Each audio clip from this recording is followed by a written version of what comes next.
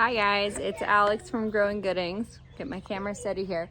I finally finished my garden arches, and so I'm going to show you those.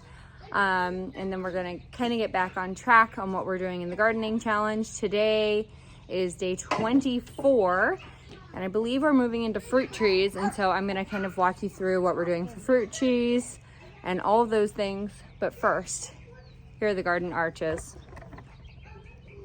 So we did 2 garden arches. I'm very excited for these this year.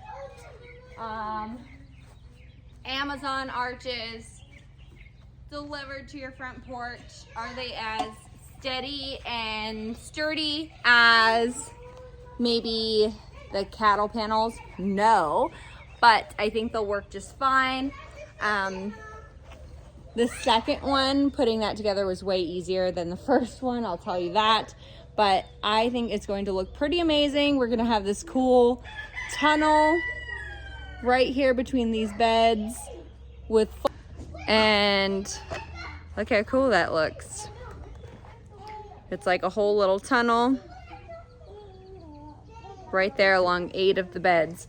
So we've got that done. We got all of the container garden stuff done. We planted all of those things this weekend, end of last week, and that all looks good. My chickens did eat. Hey guys, I'm trying to record something. Please be quiet. My chickens, I did catch them eating the sproutlings in my garden this weekend, which was no fun. So I'm definitely going to have to play catch up on that and try to figure out what I'm gonna do to protect my garden bed from our own chickens that escaped from their little chicken coop back there. You gonna go walk to Mimi? Crawl to Mimi? So, I'm gonna pull up the gardening challenge for today. I'm pretty sure it's fruit trees, and I have some sad news about our fruit trees, but then also some good ideas that Matt is on board with, so I will walk you through that today.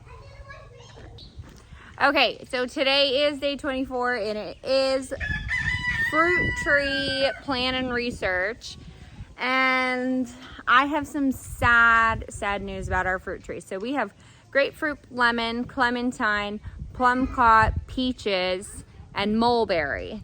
And so in this challenge, when I was mapping it out, I knew what we were coming up against, and where I'm at, I'm kind of sad, but I'll walk you through it. So I was checking all of our fruit trees at the beginning or the end of February when I was planning everything out, and some of our fruit trees look great. They were all here before we moved in 3 years ago. And our clementine tree, our little clementine mandarin tree right here, is happy. I do need to prune it and get some of the sucker branches off, but that's in 2 days, so I'll do that with you. So this little guy is gonna stay here. It's newer. This lemon tree has been the bane of my existence for 3 years. When we moved in, there we go. When we moved in, it was all sucker branches, and look, you can even see down here, there's a lot of sucker branches on it, which is not good, but it's starting to fruit. So I think we're gonna leave that lemon tree for now. Now, moving on, we've got mulberry. We used to have 2 mulberry trees, and Matt cut one down, which was sad, but it is what it is. But this mulberry tree is still alive, super healthy, already fruiting for the season, the spring season. My kids just eat those off of the tree like it's a snack. They love it. So that is good. And then here's something that's sad that we happened to notice end of February. We have 1 peach tree and 2 plum-cot trees. And this year, when I was mapping this out, I noticed we had some big red flags on some of our fruit trees here, and I'm gonna show you what they were. And what the research has shown me is that they're dead. So it makes me really sad. And so one of the ways we know it's dead is you can see the bark is getting coming off of the tree trunk right there, and all the branches, even anywhere that was new growth, they immediately snap. They're completely dry. So we found that out. And then when I was investigating one of the other trees here, if you can see right in here, there are little holes from pests. I don't know what or how that happens, but I'm looking inside of this one and there's literally a wasp burrowed into this tree. So if you've been following along, you know that I've been having a wasp problem in our garden, and I don't know if the wasps can burrow like that or what it is, but this is the second tree that is 100% dead. Branches breaking off, bark coming off of the trunk of the tree, and burrowed holes into the actual trunk of the tree. So it's really sad because it just like came out of nowhere from winter into spring. And then we have another plumcot tree over here. And maybe if you guys have fruit tree advice, you can help me out. So this fruit tree is a plumcot. It's much more mature and older.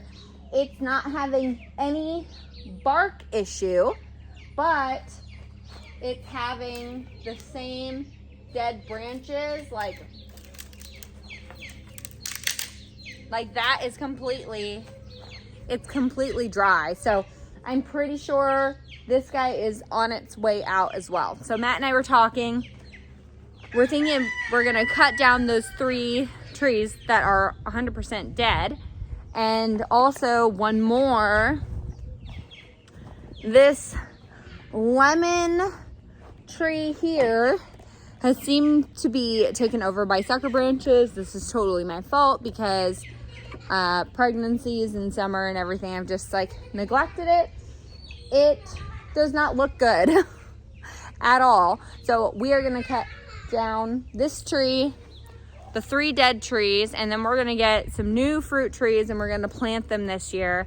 I am going to go through and research which ones I want. Not Emberly, but Ava and I saw an avocado tree at Home Depot the other day, and so maybe we'll do an avocado tree. But we're definitely going to cut down 1, 2, 3, 4 trees that are just not doing well.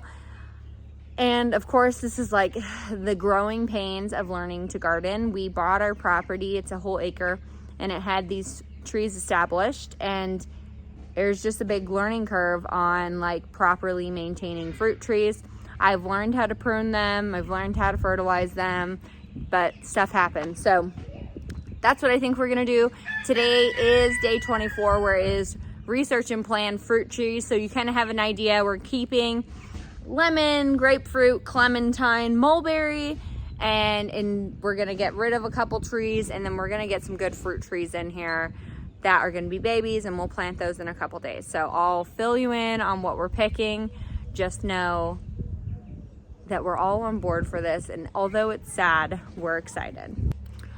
Okay, so I'm going to wrap up this video and show you my time lapse on making that second garden arch. I did not film the first garden arch that I did this weekend, so enjoy this. I always love time lapses. I love looking at the sky, and I love watching the children that are always in it, like the baby, because they just like scooch around everywhere. So enjoy, and I'll talk to you guys later.